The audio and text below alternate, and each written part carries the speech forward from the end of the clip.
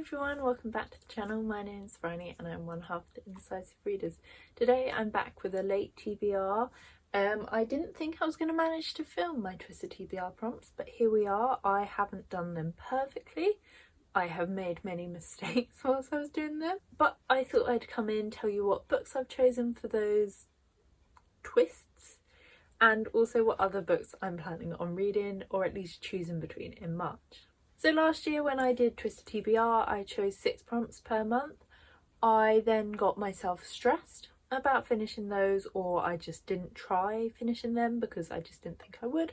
So I have lowered the number of twists I'll do this month, or generally, to 4 per month. This means there's not a lot of pressure on me to read lots of books if I'm not feeling particularly ready, but it also allows me time to read other books on top of the ones I have chosen. This time I haven't written out my prompts, and when I was filming it I was looking at 2 different lists, so I made some mistakes. However, I have gone for a list that works better and I will explain it as we go along. So we're starting afresh this month. I'm going to start from the beginning. I'm not going to carry on from where I was last time because I believe I was very twisted. I also have new prompts and I don't currently have them written out, so they are in my notebook numbered 1 to 20 and I've random number generated them. We'll see how it goes. I've got 4 already, and each set of prompts has 20, so we will choose number 15 for the first one. I also haven't decided what like the handful things mean. And that's like halfway between yellow and blue.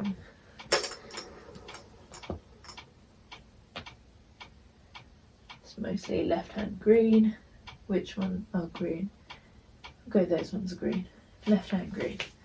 So number 15 is enemies to lovers. So the first prompt I chose was enemies to lovers, but I chose that wrong.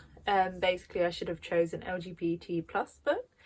So for that I've chosen Princess Ever After, which isn't definitely queer, but the 2 female main characters are pining after each other, and so I think it's going to be queer, so I'm going to include it. There's also like queer side characters, so I think it'll be okay. I'm reading this for a blog tour which is on the 12th. I hope it's not the 12th because I've not finished it yet and it's the 10th, but it's coming up soon. I read the first book in this series. This is number 5, so like I have skipped most of the books in the middle, but I feel like it kind of gave you an update on everything that happened before at the start of the book, so it's okay to jump into.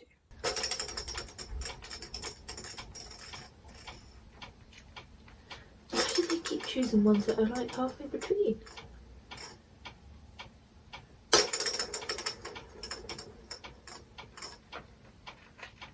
Left hand red. Which ones did I decide? Which ones did I? Those ones are green. Number 13 is the book Blood to Poison, which is very handy because that is on my TBR books. The next prompt I had was for Blood to Poison by Mary Watson, which worked out really well for me because this was one of the books I was planning on reading this month anyway. This comes out on the 14th of April, so I want to read it this month so I can review it in time, but I'm just really excited to read it. I really enjoyed Mary Watson's previous books, so I think this one's going to be good.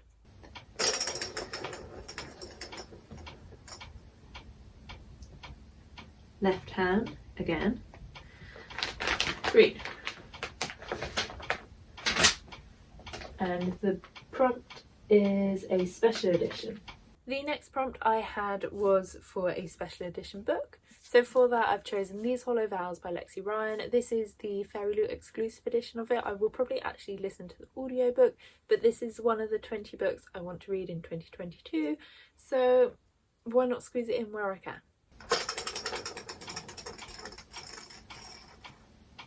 Oh my god. And finally, left hand green.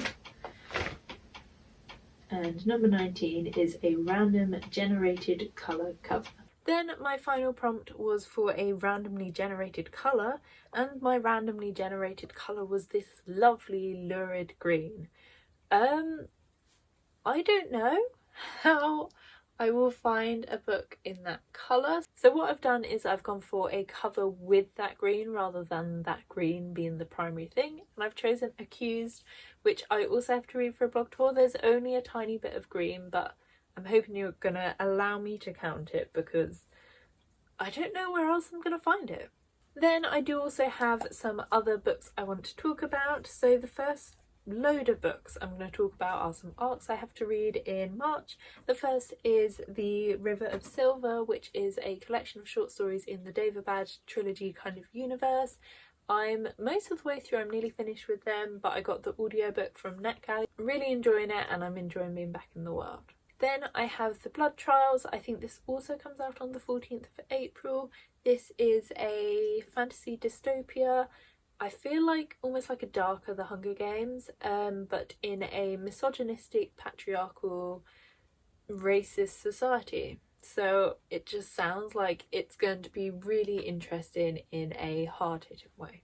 Although, having said that, I have been trying to read the first chapter for a couple of days and it's not bad. The first chapter is just really long and I quite like having short chapters. Then, and I probably should have mentioned this at the start because it is one I'm carrying over from February, so I didn't have a lot of this to read and have subsequently already finished it, is Elektra by Jennifer Saint. This comes out in April. Also, they all seem to come out in April. And this is a retelling of 3 women from Greek mythology. Really enjoyed it. If you enjoyed Ariadne, if you enjoyed 1,000 Ships, you'll really enjoy this one. Then my final April arc is Misrule by Heather Water. This is the sequel to Malice, which is a queer Sleeping Beauty retelling told from the point of view of the evil witch. I'm very excited to read this. The first one ended on quite a big cliffhanger, so looking forward to seeing where it picks up. Then my final arc doesn't come out until May, but I'm including it, you know, just in case I get time to read it in advance, and that is The Last White Rose by Alison Weir, which is a not retelling, I assume, but a re-exploration of Elizabeth Tudor, who is Henry VII's wife. I went to see Six the other week and they were like, no one knows who Henry VII's wife is, and then someone called out from the audience, Elizabeth of York, which was very annoying. I said Elizabeth Tudor, didn't I? Anyway, I want to find out more about her. I don't know a lot about her. I don't know a lot about kind of general historical fiction, so I think this will be really interesting to read, and it'll be interesting to read a feminist retelling about a real person rather than those characters from Greek mythology that I can't quite work out whether they're real or not. Then I have a couple of other books that if I get the chance I'd quite like to squeeze in. The first of which is The Song Rising by Samantha Shannon. I'm due to reread and annotate this at some point this year, and because the Maas Fallen has come out recently, I would like to continue with my rereading so I can get to that one soon. I did start this one at the very end of 2021, but decided to prioritise other books, so I haven't got to this one yet. However, I have some time off coming up in March and I tend to reread and annotate best when I'm off work, so I'm hoping to squeeze this in. I would also quite like to read If Not Winter by Carson and Sappho. I think arranged by Carson but translated also maybe by her, but written by Sappho.